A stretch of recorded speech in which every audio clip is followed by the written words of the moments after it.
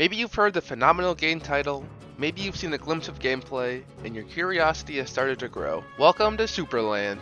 This is a 12-hour game crammed into a map that's the shred of the size of GTA 5. How fun can a game this small really be? As I recently finished my playthrough, today you'll find out as I go through the best of Supraland. And worst. This is best described as a semi-open world puzzle and exploration game with a little bit of combat as well. You take the role of a small red character, a toy placed in some child's sandbox. Although the visuals may look child-friendly and welcoming, this game is by no means a walk in the park. You're given your objective, usually something vague like go to the King of Blueville, dumped in the map, and the rest is up to you. The whole game takes place in this sandbox, with each level simply being a different part of the sandbox. Before we go any further, the visuals in this game are amazing.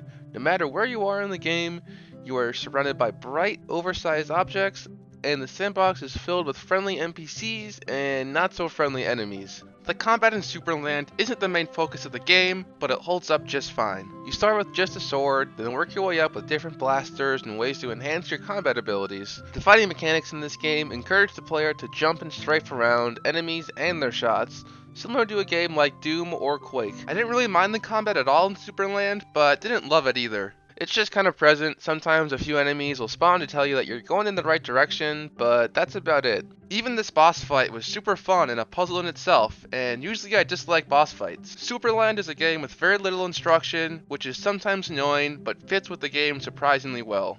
Wherever you are located, the tools to solve the puzzle and continue are located somewhere near you, and since the game isn't incredibly large, it's usually pretty easy to find what you should be doing. However, this ended up coming back to me as my biggest flaw with the game. The game is advertised as being 12 to 25 hours long, most of that time spent wondering where to go next, and being stumped for way too long on one puzzle. Not all of the puzzles in Supraland are this intricate and difficult. However, many times throughout my playthrough, I'd have searched the entire area, thought out all possibilities, then given up and looked it up just to find I'm missing one small key element. If there was a hint feature, or at least something like a mirror's edge, to point you in the right direction where you get stuck, the puzzles in Supraland would be a lot more doable and less annoying. Supraland is definitely a fun time, but don't get it twisted, this game is incredibly difficult. If not for the combat, which sometimes knocks you on your ass, this is a fairly large puzzle game with very little instruction. The worst in Supraland is definitely the extremely vague puzzles. Not that I mind the harder puzzles, but why do they seem impossible to complete so frequently? I dislike going to YouTube for walkthrough tutorial help. Shout out to Fullthrough, who has a great walkthrough of the game. But during my playthrough of Supraland, I ended up doing so way more than I would have liked. So, after my 15 hours in Supraland, do I recommend it?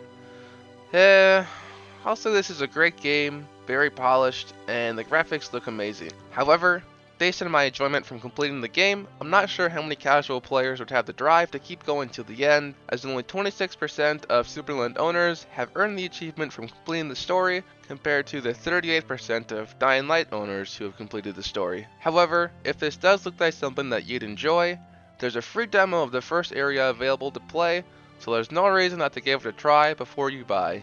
If you do end up enjoying the game, the developers have released a DLC for the original game, as well as an entire sequel to the main Supraland, all being reviewed quite well, so there's a lot of content here. Just because I wasn't the biggest fan of this game, doesn't mean you won't like it for yourself, so give it a try, as this could become your next hidden gem. Oh, and if you're still watching, go follow my Twitter at NardView. I'll be giving away games every few days over there. Thanks for tuning in, and I'll see you in the next one.